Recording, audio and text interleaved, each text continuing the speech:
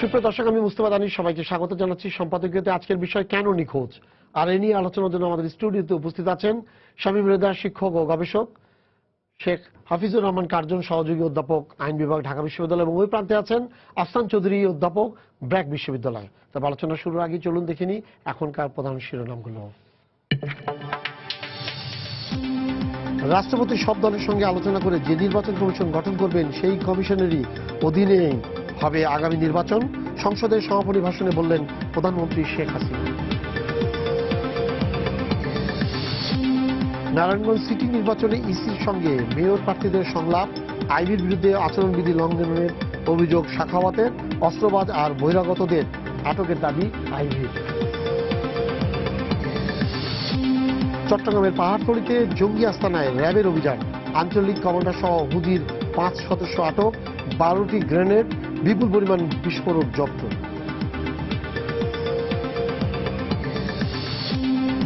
বিশেষ জজ আদালতে বেগম জিয়ার উপস্থিতিতে দুর্নীতি মামলায় আত্মপক্ষ সমর্থন মুলতবির আবেদন মঞ্জুর করে 15 ডিসেম্বর পরবর্তী তারিখ নির্ধারণ।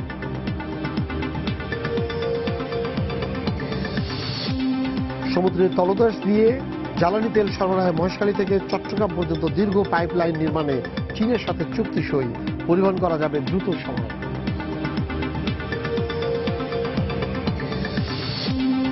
এবং দুর্নীতি দমন ইস্যুতে বাংলাদেশ আগের চেয়ে অনেক ভালো অবস্থানে, রাষ্ট্র এখন দুর্নীতি প্রতিরোধে সক্ষম, অভিমত টিআইবি।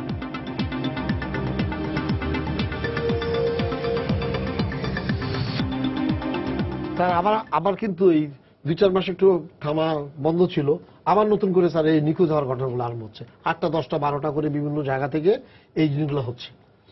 এবং আমরা সর্বশেষ যেটা দেখতে পাচ্ছি, যেটা আমাদেরকে করা হয়েছে, সেটা হলো যে মানে বনানীর যে রেস্তোরাঁ থেকে তারা হয়ে গেছে, তার ফুটেজ পর্যন্ত চলে আসছে। এখন জিনিসগুলো এমন যে তারা একসঙ্গে হলো কি করে, তাদের পরিবাররা কেউই কোনো কিছু জানে না। সবচেয়ে মজার ব্যাপারটা হলো, তার সঙ্গে যেটা আছে হলো যে তারা যে একসঙ্গে হয়েছে, সবগুলা খোঁজ পেয়েছে, সব জিনিসই কিন্তু পুলিশের মনিটরিং এর মধ্যে আছে। এবং এইটা মানে এরপরে দেখা যাচ্ছে যখন নিখোঁজ হয়ে যাচ্ছে তারপরে আর মনিটরিং এ নাই, কিন্তু তার আগে পর্যন্ত মনিটরিং এ ছিল। পুরো বিষয়টা তো নিঃসন্দেহে নতুন করে ভাবার এবং উদ্বেগেরও। এবং হলিয়াটিজেনের ঘটনার পরে তৎপরতা আমরা লক্ষ্য করেছি, আইন শৃঙ্খলা রক্ষাকারী বাহিনীর তৎপরতা লক্ষ্য করেছি, রাষ্ট্রের উদ্বেগ এবং তৎপরতা দুটোই লক্ষ্য করেছে, এবং তার তাৎক্ষণিক একটা ফলও পাওয়া গেছে যে কিছুদিনের জন্য এটা স্থির থেকেছে, বা ওই বিষয়ে আমরা আর কোনো উচ্চবাচ্য দেখিনি, তেমন কোনো তৎপরতাও সন্ত্রাসী আমরা দেখিনি। এবং একটা ধারণা আমরা করেছি যে সম্ভবত যে গোষ্ঠীগুলো মাথাচাড়া দেবার চেষ্টা করছিল তাদেরকে সীমিত করা গেছে, দুর্বল করা গেছে, কিংবা তাদের ব্যাপারে যথেষ্ট তথ্য সংগ্রহ করা গেছে যা যা ব্যবস্থা গ্রহণের। এখন এই নিখোঁজের সাথে আমরা কোন বিষয়টাকে যোগ করব? আমাদের কাছে সুনির্দিষ্ট কোনো উত্তর নেই, আমাদের কাছে প্রশ্ন আছে, আমরা অনেক দিক থেকে প্রশ্ন তুলতে পারি। এবং আমার মনে হয় যে উত্তর দিতে চেষ্টা করাটা অনেকটা জোর করে উত্তর দিতে চেষ্টা করবার মতো হবে। কারণ যদি এরকম হয়ে থাকে যে আপনি তাকে অনুসরণ করছিলেন এবং একটা পর্যায়ে গিয়ে আপনার তাদের সঙ্গে যোগাযোগ বিচ্ছিন্ন হয়ে যায়, তার মানে তথ্য ছিল। তো যাদের কাছে তথ্য ছিল তারাই ভালো বলতে পারবেন যে কেন, কোন পর্যায়ে, কিভাবে তারা সরে গেল, নিখোঁজ হয়ে গেল, বা যোগাযোগের বাইরে তারা চলে গেল। আর এই ধরনের চলে গেছে সেটা অনেক ব্যাখ্যা হতে পারে। এটা গুম হতে পারে, এটা নিখোঁজ হতে পারে। এখন গুম খুব সংবেদনশীল রাজনৈতিক শব্দ, এই জন্য আমার মনে হয় শব্দটার বদলে ডিসঅ্যাপিয়ারেন্স শব্দটা প্রয়োগ করলে একটু নরম সরম থাকে ব্যাপারটা। এক একজন এগুলোর এক এক রকম ব্যাখ্যা দেন। তো এই পুরো দেশে আজকে 9 জন নাই, সেটা যদি আমি আগের তালিকার অনুষঙ্গে বলি, আইন শৃঙ্খলা রক্ষক বাহিনী একটা বড় তালিকা দিয়েছিল, তার মধ্যে যে সবাই ফিরে এসেছে তাও কিন্তু না, তারা অনেকে এখনো নিখোঁজ, তাদের সম্পর্কে আমরা জানি না। আর আজকের যে সংবাদ আসছে, যেটা আইন শৃঙ্খলা রক্ষাকারী বাহিনীর কাছ থেকেই জানা, তারপরে গণমাধ্যম সেটা প্রকাশ করেছে। এখন এরা কি অর্থে নিখোঁজ, মানে কেউ তাদের অপহরণ করেছে কিনা, বা অন্য কোনোভাবে তারা নিখোঁজ হয়েছেন কিনা। আর আমাদের কাছে তো একটা তকমা আছেই, জঙ্গি সম্পৃক্ততা, এবং সেটা প্রমাণও আছে, সেটা শুধুমাত্র অনুমান না। এবং সেই অর্থে তারা কি আবার ওই গোষ্ঠীগুলো নতুন করে সক্রিয় হচ্ছে, তাদের সঙ্গে যোগাযোগের চেষ্টা করছেন কিনা। আন্তর্জাতিকভাবে তো একটা বিষয় স্পষ্ট যে তথাকথিত আইএস, যেটার ব্যাপারে আমাদের বিভিন্ন রকম মত রয়েছে, এবং রাষ্ট্রীয়ভাবে বলা হয়েছে যে এর সঙ্গে কোনো সম্পৃক্ততা নাই, তাদের একটা মনস্তাত্ত্বিক সম্পর্ক হয়তো তৈরি হয়ে থাকলেও থাকতে পারে এরকম। তো এই মুহূর্তে বিশ্ব পরিস্থিতি হচ্ছে আইএসের খুব একটা অনুকূলের না। মসুল থেকে তারা বের হয়ে যাবার প্রায় পথে আছে, মানে প্রায় 4/3 তাদের নেই। মার্কিন যুক্তরাষ্ট্র সহ বাকিরা সাঁড়াশি আক্রমণ চালাচ্ছে, সেখানে খুব বেশি সময় তারা সেখানে টিকবে বলে মনে হয় না। কিছু অল্প এক্সিট বাকি আছে, সেটা দিয়ে কোনো রকমে পালাতে হবে, না হলে মরতে হবে। তার মানে এদের আপাতত ইরাকে বা লিবিয়াতে যাওয়ার তেমন কোনো সম্ভাবনা দেখা দিচ্ছে না। আমি যদি ওই তত্ত্বে বিশ্বাস করি বা ওই ষড়যন্ত্র তত্ত্ব এখানে মানি, তো তাহলে আর থাকে হচ্ছে দেশের মধ্যে যদি কোনো সংগঠনের সঙ্গে তাদের যোগাযোগ হয়েছে কিনা বা হওয়ার চেষ্টা তারা করছেন কিনা। আর ওই কথা আবারও বলবো যে একটা মানুষ নিখোঁজ হলে তার অনেক ব্যাখ্যা হতে পারে, অনেক কারণে নিখোঁজ হতে পারেন। একটা মানুষ কোনো কারণে ফিরতে পারেননি, মানসিকভাবে ওই মুহূর্তে স্বাভাবিক ছিলেন না, বন্ধু বান্ধবের সাথে অন্য কোথাও চলে যেতে পারেন। নিখোঁজ একটা বৃহৎ একটা ধারণা, এবং আগেকার দিনে এমন বা আমাদের 18 কোটি মানুষের দেশে এটা অবাক হবার কিছু নেই যে তরুণ কিছু ছেলে মেয়ে অনেকদিন থেকে পাওয়া যাচ্ছে না। এটা হয়তো আমাদের শিক্ষিত মধ্যবিত্ত পরিবারে ঘটে না, কিন্তু এটা ঘটে। অনেকদিনই তার খবর নেই, বহুদিন পরে সে ফিরে আসে। আফগানিস্তানে যারা গিয়েছিলেন যুদ্ধ করতে, তখন তারা আমাদের কাছে নায়ক ছিলেন, যে মুজাহিদদের পক্ষে তারা যুদ্ধ করতে গেছেন। আমরা কয়েক দশকেও প্রশ্ন করিনি তারা কোথায় গেলেন। তারা কি মারা গেছেন আফগানিস্তানে, নাকি তারা পাকিস্তান বা উপমহাদেশের অন্য কোথাও আছেন, নাকি তারা ফিরে এসেছেন? কারণ তখন নিখোঁজের এই ধরনের চিন্তা, এই ধরনের ছোঁয়াচে ব্যাপার আমাদের দেশে বা এটা ছিল না। সুতরাং আমি উত্তর না দিয়ে বিষয়টাকে আরো বরং জটিল করবার চেষ্টা করলাম, যে তিনি এই 9 জন নিখোঁজ আমরা ধরলাম, কিন্তু প্রশ্ন হলো তাদের তথ্য আমাদের কাছে ছিল কিনা, তারা কিভাবে যোগাযোগের বাইরে চলে গেল, তারা কি অর্থে নিখোঁজ আছেন, এবং কাদের সঙ্গে যোগাযোগের চেষ্টা করে থাকলে থাকবে না। আমার মনে হয় যে সেটা একটা বড় প্রশ্ন আগে রাখি। একটা ফোন নিয়ে আপনার কাছে যাব। দর্শক, আপনার পরিচয় দিয়ে প্রশ্ন করুন। আসসালামু আলাইকুম। ওয়ালাইকুম আসসালাম। আমি কনক মোহাম্মদপুর থেকে বলছি। জি। আমার মনে হয় এখন যে নিখোঁজের ইয়েটা শুরু হয়েছে, কালচার বা যেই বলি না কেন, আমার মনে হয় তরুণ সমাজের কাছে কোনো আইডিয়াল নাই। হ্যাঁ, বাংলাদেশের প্রেক্ষাপটে কোনো আইডিয়াল নেই, না পলিটিক্যাল না ইকোনমিক্যাল বা কোনো কিছুই তারা আর কি সামনে যে একজনকে অনুসরণ করবে বা অনুকরণ করবে ওই জিনিসটা নাই। আমার মনে হয় এই জন্য নিখোঁজের ইয়ে হচ্ছে। আমাদেরকে আলোচকদের কাছে প্রশ্ন যে আমরা কি কোনো আইডিয়াল খুঁজে পেয়েছি কিনা বা পাবো কিনা সামনে। স্যার, আপনার কাছে যেটা হলো যে কয়েকদিন আগে আপনি নিশ্চয়ই খেয়াল করেছেন, রাজধানীর বিভিন্ন এলাকা থেকে 3 বছর আগে 20 জন নিখোঁজ হয়ে গেছিল। এবং তাদের পরিবার তারা বলেছে, বাবা দয়া করে আমাদেরকে আমাদের এই একে খুঁজে দেন। 3 বছর আগে তারা একসঙ্গে প্রেস কনফারেন্স করে তারা এই কথাগুলো বলেছে, 20 জন রাজধানীর। ঠিক এরপরেই কিন্তু স্বরাষ্ট্রমন্ত্রী বলছে গুম, তারা বলেছিল গুম হয়ে গেছে, বলছে না এরা আত্মগোপনে গেছে, এই ধরনের একটা কথা বলেছে। এখন কথা হচ্ছে স্যার, 3 বছর আগে যারা এই যে 20 জন ব্যক্তির পরিবারের সদস্য নিখোঁজ হয়ে গেল, আজ পর্যন্ত তারা খোঁজ পায়নি। এবং সেই ক্ষেত্রে কিন্তু তারা বারবারই আইন শৃঙ্খলা বাহিনীর উপরে যে বলছে যে তাদের পরিচয় দিয়ে নিয়ে গেছে।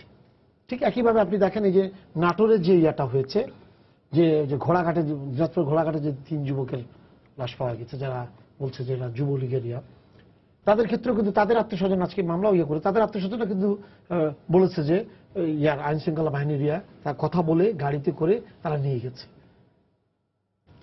তাহলে এই যে নিখোঁজ, তারা আত্মগোপন নিখোঁজ, এবং উনি যেটা আবার বললেন কোনো আইডিয়াল নাই, মানে এই জগা খিচুড়ির মধ্যে অবস্থানটা কি তাহলে? না, আপনি যদি ইয়েটা বলেন যে 20 জন 3 বছর আগে গুম হয়েছিলেন এবং সেটা আইন শৃঙ্খলা রক্ষাকারী বাহিনীর কথা বলে নিয়ে গিয়েছে, তাহলে সেটা তো এনফোর্স ডিসঅ্যাপিয়ারেন্স। সেটার শামীম নরম করে বলছে এনফোর্স ডিসঅ্যাপিয়ারেন্স, কিন্তু বাংলা করলে কিন্তু আমরা গুম শব্দটা পাই। ইংরেজি এনফোর্স ডিসঅ্যাপিয়ারেন্স, বাংলা গুম। আপনি বাংলাশীল হওয়াতে আমি একটু নমনীয় শব্দ। এখন বাংলা আপনি কি করবেন? আপনি যাই করেন, তাহলে পরে আপনার আইন শৃঙ্খলা রক্ষাকারী বাহিনীর পরিচয়ে যদি কাউকে নিয়ে গিয়ে থাকে, তাহলে এনফোর্স ডিসঅ্যাপিয়ারেন্স আইনের ভাষায়। এবং সেইটা এনফোর্স ডিসঅ্যাপিয়ারেন্স যখন হয় সারা বিশ্ব জুড়ে, যখন মানে যদি সরকার থাকে সবাই সরকারের দিকে আঙ্গুলটা তুলবে, কারণ জানমালের নিরাপত্তা দেওয়ার দায়িত্ব সরকারের। সেটা মার্কিন যুক্তরাষ্ট্রের সরকার হোক, সেটা ইন্ডিয়ার সরকার হোক, বাংলাদেশের সরকার হোক। একটা। আর নাম্বার 2 হচ্ছে যুবলীগের যাদের লাশ পাওয়া গিয়েছে, সেটা একটা হতে পারে যে ব্যবসা বাণিজ্য, টেন্ডার, তারপরে বৈষয়িক কোনো বিষয়, চাঁদাবাজি, এগুলো নিয়ে কোনো বিরোধে সেটা হতে পারে। হ্যাঁ, কারণ সরকারি দলের কাউকে নিয়ে গিয়ে থাকা, মানে আপনার মনে পড়ে কিনা মাগুরাতে সরকারি ছাত্র সংগঠনের একজন ওই যে মায়ের গর্ভে থাকা এক শিশুকে জি। করার পরে তার বিরুদ্ধে যে অভিযোগ এসেছিল সে কিন্তু ক্রস ফায়ারে চলে গেছে। হ্যাঁ, ওই একই রকম আর দুটো ঘটনায় যখন র্যাপিড অ্যাকশন ব্যাটালিয়ন ঢাকাতে সরকারি ছাত্র সংগঠনে সরকারি ছাত্র সংগঠনের দুইজনকে যখন ওই ক্রস ফায়ারে দিয়ে দেয়, তখন কিন্তু ব্যারিস্টার ফজলে নূর তাপস উনি খুব মানে প্রতিক্রিয়া ব্যক্ত করেছিলেন। তারপরে র্যাপিড অ্যাকশন ব্যাটালিয়নের যে অফিসার তাকে প্রত্যাহার করা হয়। সুতরাং সরকারি মানে ছাত্রলীগ, যুবলীগ, তাদের ক্ষেত্রে এটা করতে গেলে একটু বোধহয় মুশকিলের বিষয় আছে। সুতরাং ওইটা একদম মানে আইন শৃঙ্খলা রক্ষাকারী বাহিনীর সংশ্লিষ্ট কতটা ছিল আমি সন্দিহান। সেটা তার চেয়ে বরং ওই যে টেন্ডার কিংবা টাকা পয়সা কিংবা এই সমস্ত এটা নিয়ে হওয়ার সম্ভাবনা বেশি।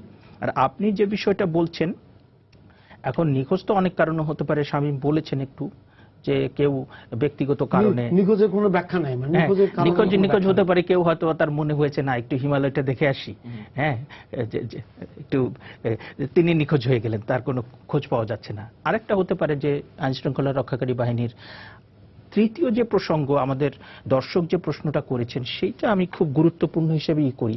দেখেন, আমার যে একটা আমার যে যুব সমাজ, আমার যুব সমাজকে আমি কোনো গঠনমূলক কোনো কিছু দিতে পারছি না। কারণ আমার পাড়ায় মহল্লায় এখন তো লাইব্রেরি নাই। আমার পাড়ার মহল্লায় একসময় উদীচী ছিল। হ্যাঁ, আপনি যুব সমাজের মধ্যে একটা তাড়না থাকে, একটা তাগিদ থাকে যে তার যে শক্তি সেটাকে একটা গঠনমূলক কাজে লাগানো। আপনি কিন্তু সেই গঠনমূলক কোনো প্ল্যাটফর্ম তাকে দিতে পারছেন না।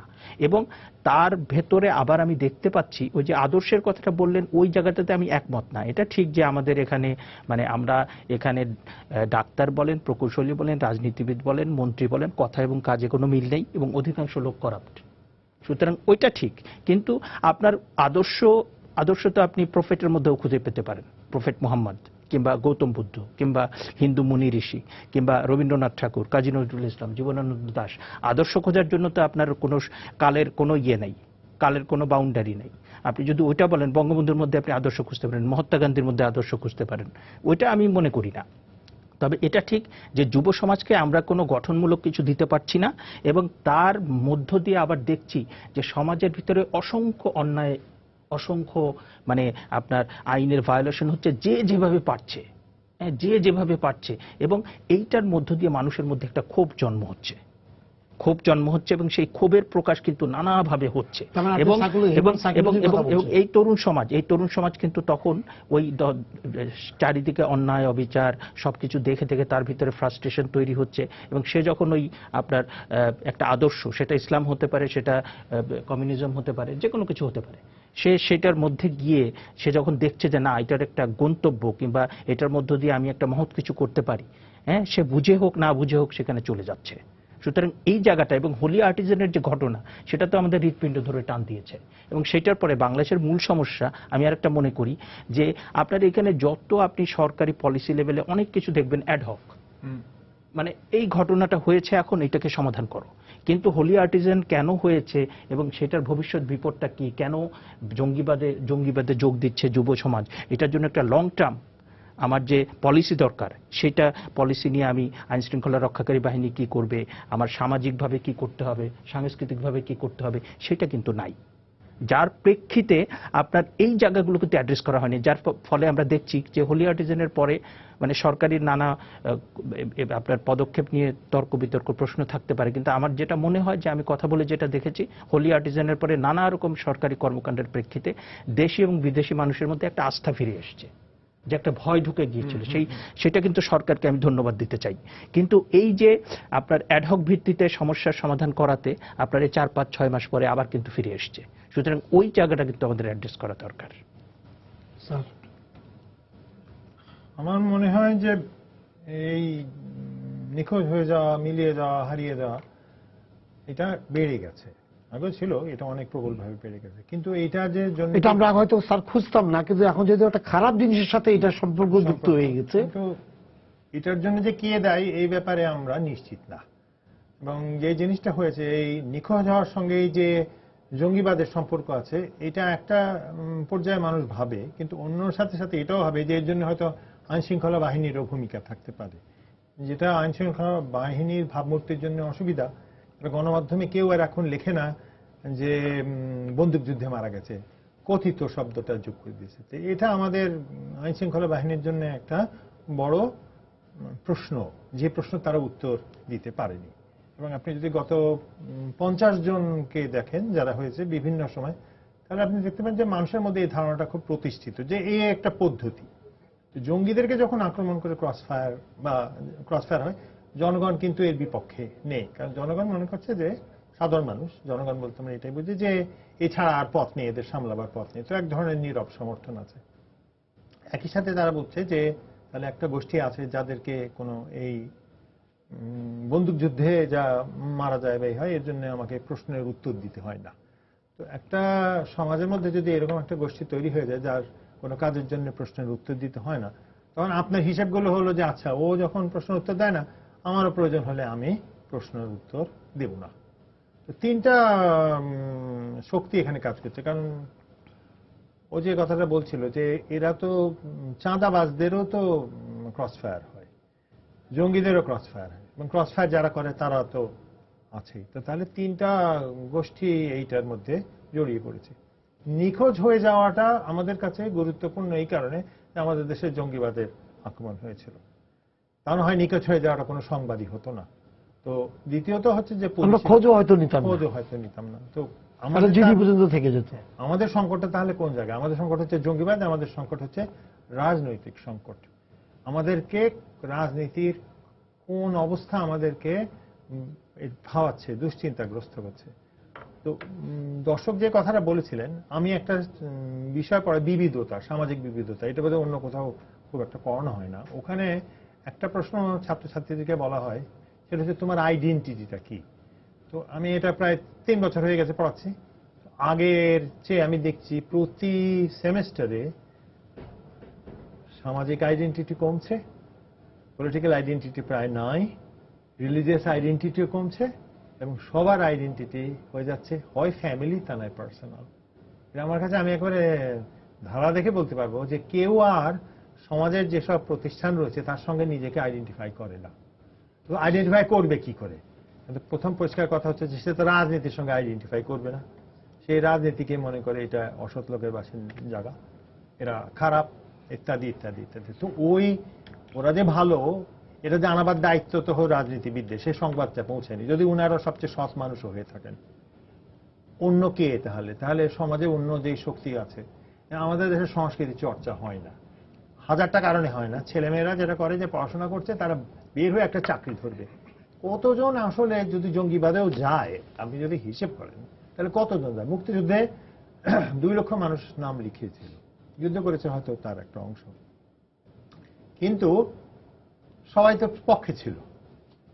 মুক্তিযুদ্ধে সবাই পক্ষে ছিল, এই খুব স্বল্প কিছু মানুষ ছাড়া। এখন যেটা হয়ে গেছে, তো সেই জন্য কতজন আছে জঙ্গি যদি হয়েও থাকে? 300-400, তার মধ্যে তো অন্তত 50-60 জন তো এর মধ্যে ব্যবস্থা হয়ে গেছে। আমরা আসলে কিন্তু 100-2 মানুষের কথা বলছি। এখন আমাদের যারা এইসব নিয়ন্ত্রণের দায়িত্বে আছে, এই কারণে আমি কথাটা বলছি যে গত 1 মাস ধরে বিশেষ একটা দেশের লোকরা আমার জীবনটাকে বেশ একটু কষ্ট করে ফেলছে, যে তাদের জন্য একটা গবেষণা পরিচালনা করার জন্য, যেটা আমি করতে রাজি হচ্ছি না। তাদের ধারণাটা হচ্ছে গোটা সমস্যাটা হচ্ছে সামরিক সমস্যা। তো এটাকে যদি সামরিক সমস্যার পরিসরে নিয়ে যায়, তাহলে উপায় বাতলানো তো খুব সোজা।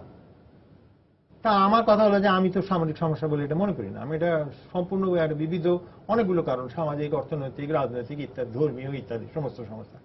তাদের তো মাথাতে এই জিনিসটা নেই, তারা তো এটা ভাবতে পারছে না। তো আমাদের দেশে যেটা হচ্ছে, আমাদের দেশে আইন শৃঙ্খলা বাহিনীও কিন্তু এটাকে সামরিক সমস্যার মধ্যেই বেশি জোরটা দিচ্ছেন। তো তাহলে পৃথিবীতে যে এটা বলে থাকেন যেটা মেটা ন্যারেটিভটা হচ্ছে ইসলাম ধর্ম, এটা জঙ্গিবাদ, আইএস। আমাকে জিজ্ঞেস করেছিল, আপনি মনে করেন না যে আইএস বাংলাদেশের প্রধান সমস্যা? আমি মনে করি না আইএস বাংলাদেশের প্রধান সমস্যা। পৃথিবীর যত দেশে জঙ্গিবাদ আছে, একটা দেশেও জঙ্গিবাদ হয় না, সবলভাবে হয় না, যদি না সে দেশের জাতীয়তাবাদী আন্দোলন থাকে। আমি কেউ বলুক, আমি খুব খুশি হব, কারণ আমি এটা আবিষ্কার করার পরে আমি আর এখন খুঁজে পাই না যে কোনো জায়গায় এটা আছে। তাহলে আইএসও তো একটা জাতীয়তাবাদী সমস্যা। তো সেখান থেকে বলে আমাদের দেশে যারা চিন্তা ভাবনা করেন তারা যদি একটু ওই মূল পশ্চিমা ধারার বাইরে এসে দেখেন যে সমস্যাটার সমাধানটা কিন্তু সামরিক না, এই সমস্যাটার সামাজিক পরিসরটা অনেক বেশি, আর এটা বড় সমস্যা না। বড় সমস্যা আপনি যখনই এটা বলবেন বলে আর্টিজানে হয়েছে, কিন্তু আমরা তো কত 500 বাড়ি পুড়ে গেছে ছোট একটা কুড়াইল বস্তিতে, আমাদেরকে নড়েনি, আমাদেরকে নাড়ায়নি। কিন্তু আমরা যে কোনো একটা, যখন আপনি চিন্তা করুন যে এই পরিমাণ ব্লগার থেকে আরম্ভ করে পুরোহিত থেকে আরম্ভ করে শিক্ষক থেকে আরম্ভ করে হত্যা হয়েছে, আমরা নড়িনি। আমরা নড়লাম কখন? আমরা যখন হোলি আর্টিজান, গুলশান, বড় লোকের জায়গা, বিদেশি, এই যে সমীকরণগুলো ঠিক না হলে আমরা নড়ি না। তো তাহলে আমরা কিভাবে আইডেন্টিফাই করব এটা আমাদের সমস্যা? তো সামরিক সমস্যা বললে অনেক সোজা, সামরিক সমস্যা তো সবাই জানে এটা কি, এটা গোলাগুলির সমস্যা। তো এই যে এত বড় একটা রাজনৈতিক সমস্যাকে গোলাগুলির মধ্যে সীমাবদ্ধ করলাম, তারই প্রতিফলন ঘটছে আমাদের অন্যান্য প্রকাশের মধ্যে। নিখোঁজটা খুব সহজ সরল বিষয় হয়ে যায়, নিখোঁজটা কোনো বিষয় না। মানুষ 8 জন 9 জন, এটা তো পরিবারের জন্য খুব কষ্টের, কিন্তু আপনি যদি গোটা বাংলাদেশের পরিপ্রেক্ষিতে দেখেন এটা কতটা কষ্টের, এটা বিন্দু মাত্র কষ্টের না। আজকে হাতির ঝেলে বাজি পুড়িয়ে আমরা কোনো একটা কিছু উদ্বোধন করছি, আমাদের জন্য যাদের জাতীয় সংকট হতো আমরা বাজি পোড়াবো না। এটা আমাদের খুব খুব ছোট একটা সমস্যা, এটাকে এত বড় করছে কারণ ইন্ধনদাতার সংখ্যা অনেক, সুবিধা পাওয়ার সংখ্যা অনেক, এটাই আমি মনে করি। তো স্যার একটা ফোন আছে, দর্শক আপনার পরিচয় দিয়ে প্রশ্ন করুন। জি, আসসালামু আলাইকুম। ওয়ালাইকুম আসসালাম। জি, আমি মেহেদি বলছি নওগাঁ থেকে। জি জি, আমার সম্মানিত আলোচক শামীম ভাইয়ের কাছে আমার প্রশ্নটি, জি যে এই যে গুমের ঘটনা বা ডিসঅ্যাপিয়ারেন্স, যিনি এই টার্মটা বললেন, আমি খুব আনন্দিত এই টার্মটি ব্যবহার করার জন্য। এই ঘটনাগুলো যে ঘটছে, আসলে আমার যেটা মনে হয় বা আমরা যেটা মনে করি যে এই যে প্রত্যেকটা যে সমস্ত পরিবারগুলো থেকে মানুষ বা ছেলেরা গুম হয়ে যাচ্ছে, আমার মনে হয় যে এই প্রত্যেকটি পরিবারে যদি একটি তদন্ত করা হয়, তদন্তটা এরকম যে সেই ছেলেগুলি বা সেই মানুষগুলির সাথে কোনো জঙ্গি কোনো কানেকশন ছিল কিনা, তাছাড়া তাদের সাথে কোনো দেনা পাওনা বা এ জাতীয় কোনো ঘটনা ছিল কিনা, বা তাদের নামে কোনো মামলা ছিল কিনা, এবং তাদের সর্বোপরি তাদের অনুপস্থিতির কারণটা কি হতে পারে, এটি নিয়ে যদি একটি তদন্ত সরকারের পক্ষ থেকেই যদি একটি তদন্ত করা হয়, তাহলে মনে হয় সঠিক সত্যটা বেরিয়ে আসে, এবং সঠিক সত্যটা বেরিয়ে আসার পরে তারপর ভিত্তি করে হয়তো তাদেরকে খোঁজার ব্যাপারে বা তাদের সম্পর্কে আরো তথ্য বের করার বিষয়ে মনে হয় আরো বেশি ভালো হতো। ঠিক আছে, আমি শামীম ভাই, আপনি শুনলেন স্যার এটা। জি, আমার মনে হয় যে উনি কিন্তু একটা ভালো প্রস্তাব দিয়েছেন, যে যখন কোনো ঘটনা বারবার ঘটতে থাকে কোনো জায়গায়, এটা তো ঠিক শ্বেতপত্রের মতো না, কিন্তু একটা পাবলিক ডিমান্ড কিন্তু থাকে যে এক ধরনের ভলান্টারি ডিসক্লোজারের একটা ব্যাপার, যে আপনি স্বেচ্ছায় জানাবেন জনগণকে যে দেখো এরকম একটা জিনিস বারবার ঘটছে এবং এই হচ্ছে আমাদের অনুসন্ধানের ফলাফল। এবং আপনি দেখেন যত আলোচনা আমরা করছি বা দর্শকরাও যে প্রশ্নগুলো করছেন, নাটোর থেকে উনি করলেন, তার মূল কথা হচ্ছে যে ঘটনাগুলোর বাকি তথ্যটা আমরা জানতে পারি না। আমি যদি 2-3টা বাস্তব উদাহরণ দিই, একজন রাজনীতিবিদ তিনি উদ্ভ্রান্তের মতো ঘুরে বেড়াচ্ছিলেন, প্রতিবেশী দেশে তাকে ধরা হয়েছে, এরপর তাকে আদালতে নেওয়া হয়েছে, আপনি একটু জানতে পারলেন উনি কেন ঘোরাঘুরি করছিলেন পাশের রাজ্যে। আপনার ধরুন ওইটুকুই তথ্য। নারায়ণগঞ্জে লাশগুলো ভেসে না উঠলে ওগুলো নিখোঁজ থাকতো, যেহেতু আপনি ধরতে পেরেছেন, তারা বিচারের মুখোমুখি আছেন, আমরা বিচারের একেবারে মন্তব্য করছি না, এটা চলমান প্রক্রিয়া, কিন্তু আপনি একটা ধারণা করতে পেরেছেন, পুরো স্টোরিটা কিন্তু পাওয়া গেছে যে কিভাবে, হয়তো কে কিভাবে করেছে সেটা পরবর্তীতে বিচারে বেরিয়ে আসবে, কিন্তু আপনি পেয়েছেন মোটামুটি প্রধান এর কুশীলব কারা এবং কিভাবে এটা কার্যকর করা হয়েছে।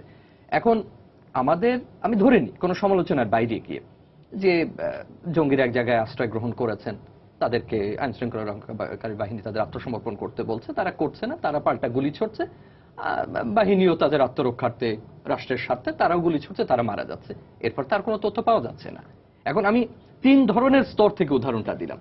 তো স্বাভাবিকভাবেই যখন যে কোনো এরকম ডিসঅ্যাপিয়ারেন্স বা হারিয়ে যাওয়া বা নিখোঁজ হওয়ার ঘটনা ঘটছে, এটা তো খুবই স্বাভাবিক, একটা মানুষ একজন নাগরিক প্রশ্ন করবেনই যে তিনি কি এমনি হারিয়ে গেলেন। একটা তারুণ্যের প্রাবল্য আছে যে মনে হলো একটা কিছু দেখে আসে, অভিযানে চলে, আরে এমনও আছে যে বাংলাদেশ থেকে চলে গিয়ে ইরান তুরানে চলে গেছেন, আবার ফিরে আসছেন, বাংলা সিনেমায় 20 বছর পরে ফিরে আসে, এরকম অহরহ ঘটনা আছে। এটা তো তা না, এটা একটা সাংঘাতিক একটা সময়ে বিষয়টা ঘটছে।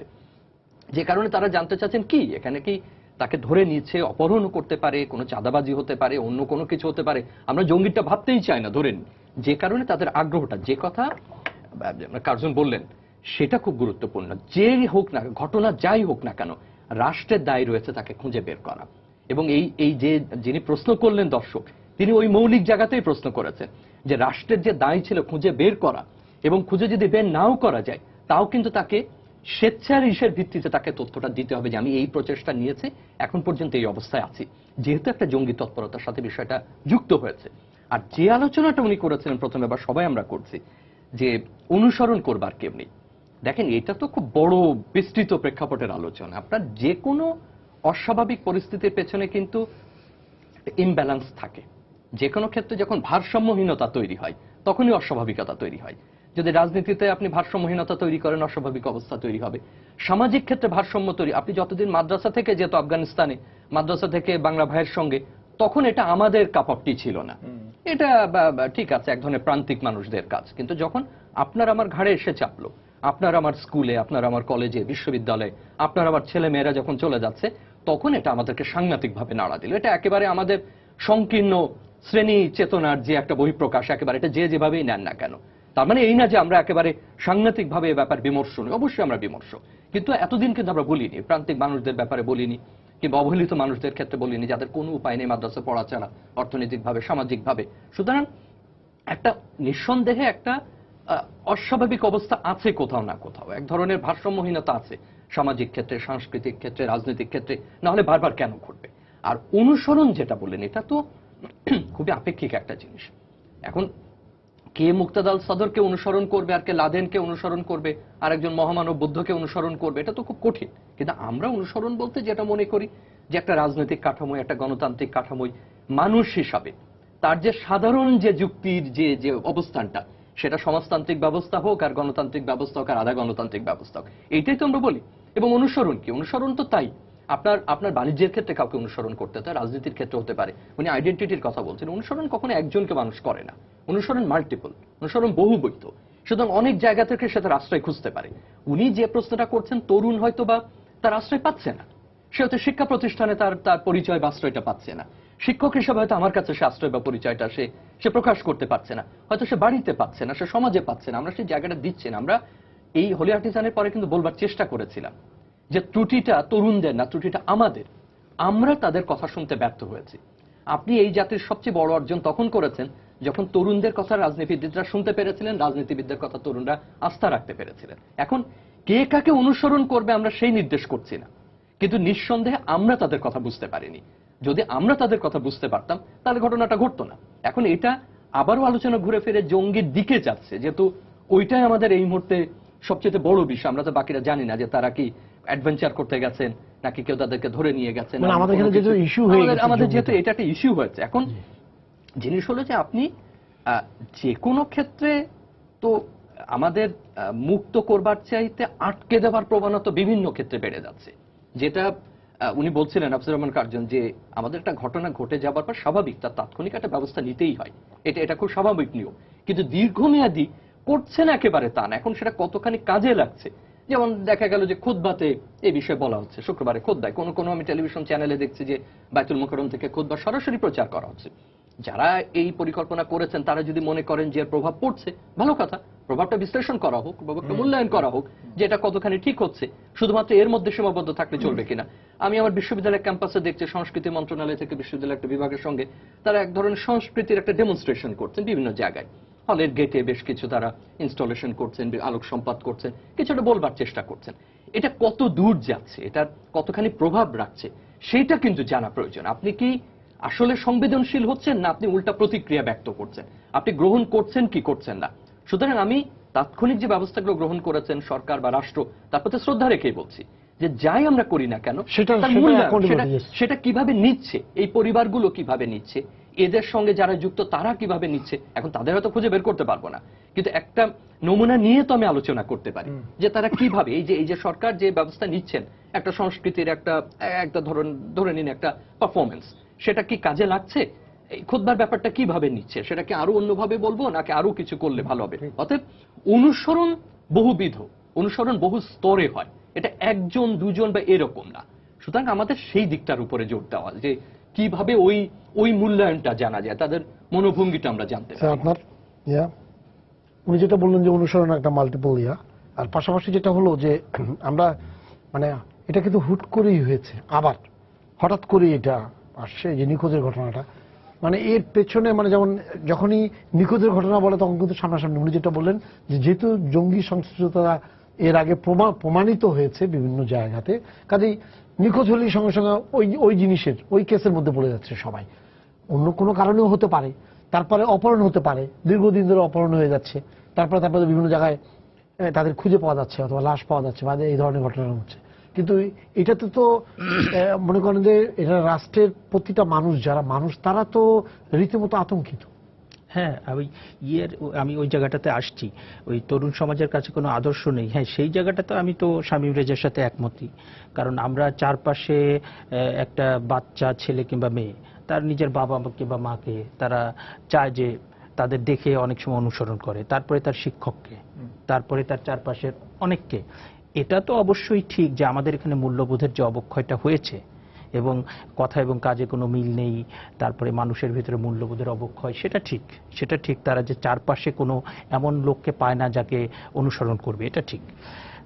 তারপরে আমি যে কথাটা বলতে চাই যে জঙ্গিবাদের যে বিষয়টা আমাদের আলোচনায় তো একটা মোটামুটি এসছে যে এটা অনেক বড় একটা পরিসর, যে এটা সামাজিক, সাংস্কৃতিক, রাজনৈতিক, এবং আমার কাছে মনে হয় যে এই জঙ্গিবাদের বিষয়টা মানে অনেক বেশি, এটা আদর্শিক লড়াই। যে একটা ছেলে কিংবা মেয়ে সে ধর্মীয় জঙ্গিবাদ কিংবা সমাজতান্ত্রিক জঙ্গিবাদ কিংবা অন্য কোনো কিছু সে যে হচ্ছে, এবং নিরপরাধ মানুষকে জিহাদের জন্য খুন করা যাবে কিনা, এবং সেই আমার তো এই সমাজের ভিতরে শিক্ষা ব্যবস্থার মধ্যে ত্রুটি, আমার সামাজিকীকরণের মধ্যে ত্রুটি, আমার নানা রকম ত্রুটি কিন্তু আছে। হ্যাঁ, সুতরাং এই আদর্শিক জায়গাটা, যে আমি আদর্শিকভাবে এই লড়াইটা শুধুমাত্র ওই আফসান ভাই যেটা বললেন যে সামরিক গোলাগুলি কিংবা আইন শৃঙ্খলা রক্ষা বাহিনীর গোলাগুলি না, এটা অনেক বড় একটা আদর্শিক লড়াই। ওই জায়গাটা আমরা অ্যাড্রেস করতে পারছি কিনা। আর একটা বিষয় খুব গুরুত্বপূর্ণ আমার কাছে মনে হয়েছে, সেটা হচ্ছে এই যে জঙ্গিবাদকে রাজনৈতিকভাবে ব্যবহার করার একটা প্রবণতা সরকার এবং বিরোধী দলের মধ্যে রয়েছে, এবং সেইখানে আমার কাছে মনে হয় যে মূল সমস্যাটা। আপনি যখন জঙ্গিবাদ বাংলাদেশের জন্য খুব বড় কোনো সমস্যা আমি মনে করি না। আপনি 50-এর দশক থেকে শুরু করে বাংলাদেশে যেটা ছিল যে রাজনীতিতে ধর্মের ব্যবহার, এবং সেই ধর্মের ব্যবহারের প্রেক্ষিতে আপনার 1971 সালেও আমরা দেখেছি যে অসংখ্য মানুষকে ধর্মের নামেই করা হয়েছে। তো জঙ্গিবাদের সমস্যাটা আমরা দেখছি 2001 সালের পর থেকে বাংলা ভাইটাই, এবং এইটা আমার কাছে মনে হয়েছে আর্টিফিশিয়ালি ক্রিয়েটেড। আমি আফসান ভাইয়ের সাথে পুরোপুরি একমত, এটা বড় কোনো সমস্যা না, বরং এখানে যারা রাজনৈতিকভাবে জঙ্গিবাদকে ব্যবহার করছেন কিংবা ওটাকে ব্যবহার করে রাজনৈতিক ফায়দা নিতে চেষ্টা করছেন, এবং যারা ওইটা পলিসি মেকার তাদের নিয়ন্ত্রণে আইন শৃঙ্খলা রক্ষাকারী বাহিনী, যার প্রেক্ষিতে ওই যে আপনি যে বলছিলেন অনেক ইনফরমেশন আমরা পাচ্ছি না, কারা গুম হয়ে যাচ্ছে, কাদেরকে কিভাবে কল্যাণপুরে করা হলো, একটা মানে অপারেশন হলো, সেখানে অপর পক্ষ থেকে একটাও গ্রেনেড ছোড়া হলো না কিংবা বন্দুক ছোড়া হলো না, কিন্তু বন্দুক যুদ্ধে মারা গেল এতজন। মানে অনেক কিছু আপনি বলছিলেন যে অনেক তথ্যগুলোতে আমরা হোলি আর্টিজানে যেমন বিষয়টা পরিষ্কার যে তারা এসছে, র্যাব পুলিশ সারা রাত ধরে চেষ্টা করেছে, তারপরে পারেনি, তারপরে আপনার সেনা কমান্ডো হেলিকপ্টারে করে এনে সেটাকে পরিষ্কার আমরা জানি কি কি হয়েছে সেখানে দুই পক্ষে। কিন্তু বাকিগুলো কিন্তু আমাদের কাছে মনে হয় যে একতরফা একটা সাজানো নাটকের মতো। হ্যাঁ, সেটার যদিও কিছু ফলাফল আমরা পাচ্ছি, কিন্তু সেটা নিয়ে প্রশ্ন আছে। এই রাজনৈতিক ব্যবহারটা এইটা কিন্তু আমার কাছে মনে হয়েছে খুব বিপজ্জনক। আপনি অনেক কিছুকে রাজনৈতিক ফায়দা নেওয়ার জন্য ব্যবহার করতে পারেন, কিন্তু জঙ্গিবাদ এটা কিন্তু যে কোনো সময় ফ্রাঙ্কেনস্টাইন হয়ে যেতে পারে। হ্যাঁ, ওইটা যে ফ্রাঙ্কেনস্টাইন আপনি তৈরি করছেন ওইটা আপনাকে গিলে খাবে, দেশকে গিলে খাবে, আর জনগণকে তো ভিকটিম করবেই। আরেকটা ডাইমেনশন আমার মনে হচ্ছে, সেটা হচ্ছে যে এইটার সাথে কতটুকু কি জড়িত আমি জানি না। চীনের মাননীয় প্রেসিডেন্ট যে বাংলাদেশে আসলেন, আসার পরে উনি $24 বিলিয়ন নানা চুক্তি সই হলো, তার ঠিক না 24 বিলিয়ন যে বড় একটা তো ওইখানে তার পরপর আমরা কিছু দুর্ভাগ্যজনক ঘটনা দেখলাম, একটা ব্রাহ্মণবাড়িয়ার নাসিরনগরে, আর একটা সাঁওতাল পল্লীতে। এই ধরনের ঘটনার প্রেক্ষিতে আমরা কিন্তু এই পর্যন্ত ভারতের তরফ থেকে বাংলাদেশের সাম্প্রদায়িক সম্প্রীতির ব্যাপারে অনেক কিছু হয়েছে, তাদের দুঃখ প্রকাশ করতে দেখি নাই। হ্যাঁ, তারপরে ভারতের তরফ থেকে মানে মনে হচ্ছে যে ভারত বোধহয় চীনের সাথে এই যে চুক্তিটা হয়ে গেল কিংবা এই আপনার সিল্ক রুটের যে ইয়েটা, সেই জায়গাটাতে বোধহয় ভারত খুশি না। হ্যাঁ, আবার তার পরে এখন আমরা দেখছি এই ধরনের একটা ঘটনা, এবং এই ধরনের হাই প্রোফাইল ঘটনার সাথে পার্শ্ববর্তী গোয়েন্দা সংস্থার কিছু যোগাযোগ থাকে, এরকম কিন্তু আমরা বিভিন্ন সময় দেখেছি। সেই জায়গাটা কিন্তু আমি একটু মানে আলোচনায় আনতে চাই। জি, শেষ পর্যায়ে আছি স্যার। আমার মনে হয় ওনারা দুজন যে কথাটা বলছেন খুব মৌলিক বিষয়। প্রথমত যেসব কার্যক্রম সামরিক কার্যক্রমে বাইরে নেওয়া হচ্ছে, এটা তো আমরা যারা এই ধরনের কাজে মানে পেশাদারি ভাবে জড়িত, আমরা তো সারাক্ষণ হিসাব করি, মানে সারাক্ষণ যে এইটা করলাম, এটা তো অনেকগুলো ম্যাথমেটিক্যাল ফর্মুলা পর্যন্ত আছে হিসাব করার জন্য, লাভ হয়েছে না লোকসান হয়েছে। মানে আপনার দেশে আপনার অবজেক্টিভ থেকে আউটকামে যাওয়ার একটা তো পথ আছে, সেই বিশ্লেষণটা হচ্ছে কিনা, নাকি টাকা খরচই হচ্ছে, কার্যক্রম হচ্ছে। দ্বিতীয়ত আমরা যেটাকে বলি কজাল অ্যানালিসিস, এই কজাল অ্যানালিসিসটা হয়েছে কিনা, যে জঙ্গিবাদ যায় কেন বা এই করে কেন, এত ক্ষুদ্র স্বল্প সংখ্যক মানুষ যায়। কিন্তু যেটা কার্জন বলছিল রাজনৈতিক বিষয়টা, আমার কাছে মনে আছে আমি তখন আমাকে বিবিসি থেকে ফোন করছিল, আমি 2004 সালে যখন 64টা জেলাতে বোমা ফাটলো, মানুষ কিন্তু এটা মনে করেনি যে এত বড় কোনো একটা দল করেছে। তার মানে মানুষ ভেবেছে যে এটা কেউ না কেউ দলের পিছনে দলটাকে ব্যবহার করার চেষ্টা করছে। তাহলে আমাদের ইতিহাসের মধ্যে এই জঙ্গিবাদকে ব্যবহার করে আরেক ধরনের জঙ্গিবাদ চলছে। তো সেই পরিপ্রেক্ষিতে আমাদের অনেকগুলো সন্দেহ এসে গেছে, এবং এক হচ্ছে যে আমাদের জানা দরকার, একটা বিশ্লেষণ করা দরকার যে কেন এগুলো হচ্ছে, যত ক্ষুদ্রই হোক যত ছোট হোক। দ্বিতীয়ত হ্যাঁ, আমাদের যদি নিরাপত্তা, বাংলাদেশের নিরাপত্তার বিষয়টা হয়, তাহলে তো আমাদের সকল প্যারাডাইম দেখতে হবে, এমনকি প্রতিবেশী দেশের প্যারাডাইমের ভূমিকা। প্রতিবেশী দেশ তো আমাদের একটা নয়, এখন তো চীনও আমাদের প্রতিবেশী হয়ে গেছে, অনেকগুলো প্যারাডাইম আছে, সেগুলোকেও দেখতে হবে। দ্বিতীয়ত আমাদের যদি কার্যক্রম নিতে হয়, সামরিক কার্যক্রমের বাইরে কি আছে সেটা নির্ধারণ করাটা একটু দরকার।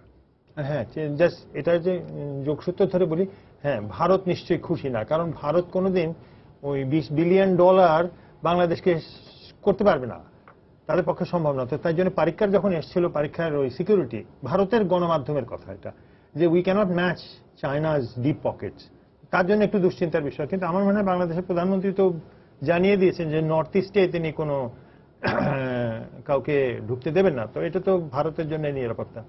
তো ভারতেও তো অনেক অস্থিরতা চলছে, তো আমাদের দেশে এই অস্থিরতার পরিসরটা যেন না হয়, কারণ আমরা যাদের একটু বয়স হয়েছে, আমরা অস্থিরতা দেশের কি ক্ষতি করতে পারি এটা আমরা দেখেছি, আমরা জেনেছি।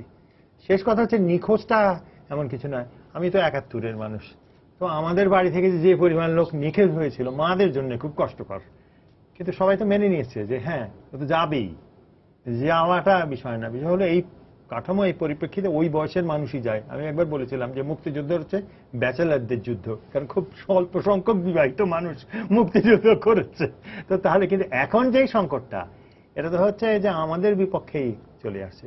এই জন্য আমার মনে হয় শুধু জঙ্গিবাদ নয়, জঙ্গিবাদ, এই ক্রিমিনাল যারা আছে, সেই ড্রাগ পেডলার থেকে চাঁদাবাজ, এবং যারা এদের নিরাপত্তা, আমাদের নিরাপত্তা বিধানে দায়িত্ব, প্রত্যেকের বোধহয় একটা বিশ্লেষণ হওয়া দরকার, একটা বড় মাপের বিশ্লেষণ দরকার। শেষ ইয়াতে আপনি কি বলবেন স্যার? আমি একটু দ্বিমত পোষণ করে এটা বলি যে জঙ্গিবাদ অনেক বড় সমস্যা, কারণ এটা যখন আদর্শিক সমস্যা তখন এটা অস্ত্রের চাইতে বেশি শক্তিশালী, এবং সেটা এমন ভাবে সম্প্রসারিত হয় যেটা তো দেখা যায় না। এটাই হচ্ছে এটার ভয়ঙ্কর একটা দিক।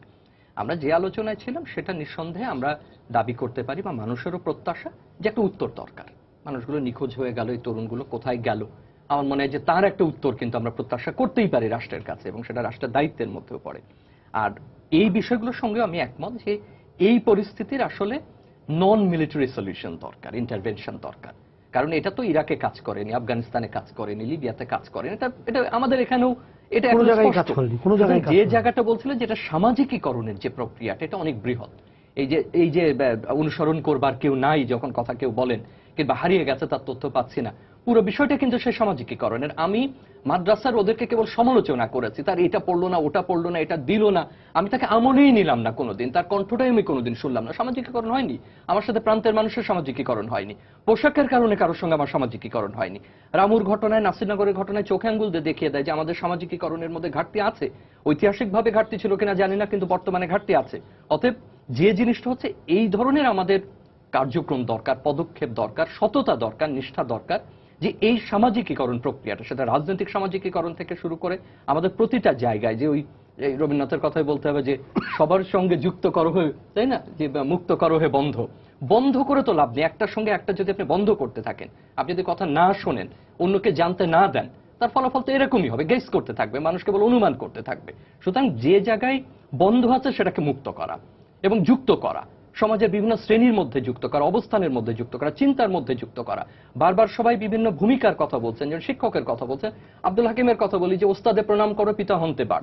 এই ওস্তাদ মানে শুধু শিক্ষক না, প্রত্যেকেরই একজন ওস্তাদ থাকে, প্রত্যেকেরই একজন দীক্ষা গুরু থাকে, প্রত্যেকেরই একজন আদর্শিক ব্যক্তি থাকে, তিনি ওস্তাদ।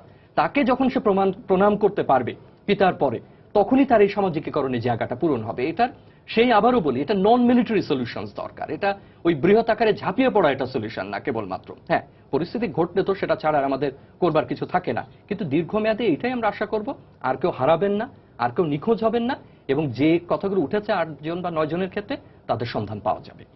তো আমাদের সময় শেষ হয়ে গেছে। আপনাদেরকে ধন্যবাদ স্টুডিওতে আসার জন্য। সবাইকে শুভেচ্ছা জানিয়ে শেষ করছি আজকে সম্পাদকীয়। আগামীকাল আবারও দেখা হবে রাত 10টায়। দেখার আমন্ত্রণ রইল। শুভরাত্রি।